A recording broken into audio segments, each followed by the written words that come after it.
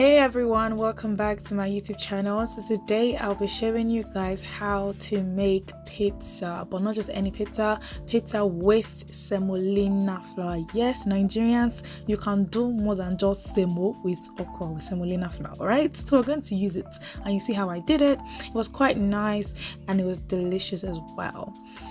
So I have warm water in the cup and measuring cup, and I'm adding my yeast. If you have active yeast, you don't have to do this process. I think I'm adding some sugar. The exact measurements will be in the description box.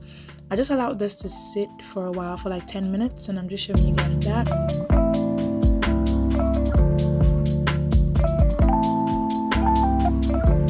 In a bowl, I have my bread flour. You can also use all-purpose flour, and I'm adding my semolina flour. All the measurements again are in the description box below.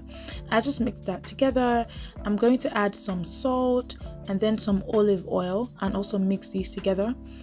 Then I'm going to add the mixture that I had from the beginning. You can also add more water, is up to you. You might also need more, to be fair. I don't really measure water because it's really hard to keep a track of the measurements like that, and I am just mixing it together. To be fair, my dough is really thick, so you can add more water to make it more sticky and elastic and stretchy, but I like this consistency because I like my pizza really thick. And after kneading for about 10 minutes, I'm just putting it into an oiled bowl and I'm leaving it to sit for about 30 minutes. You can leave it to sit for longer so that it can rise and double up, but I really did not need this process. So it has increased in size, but I wouldn't say that it doubled. And I'm just using a rolling pin to just roll it out and make it flat, and then look at it, it's all elastic and stretchy. And I'm going to transfer it to my pizza tray. You can use any tray. This is just what I use for my pizza, that's why I'm using this. If you have a pizza stone, you're good to go.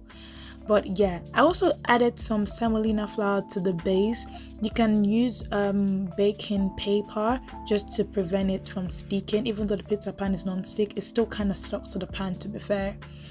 And you can just put your base. I'm using barbecue base, and then you can just add whatever you like as your topping.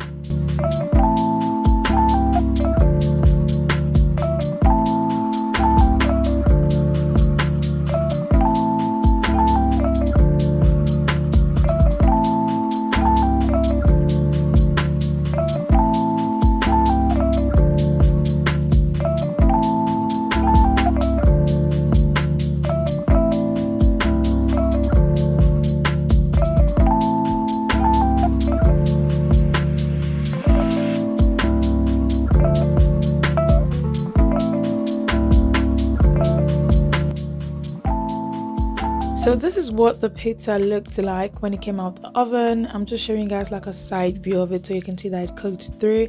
I think the holes that I made with the fork also helps as well. And yeah, the pizza was really good, and I would really love you guys to try out this recipe and let me know how that goes. Thank you so much for watching this video. Please remember to like, comment, subscribe if you haven't.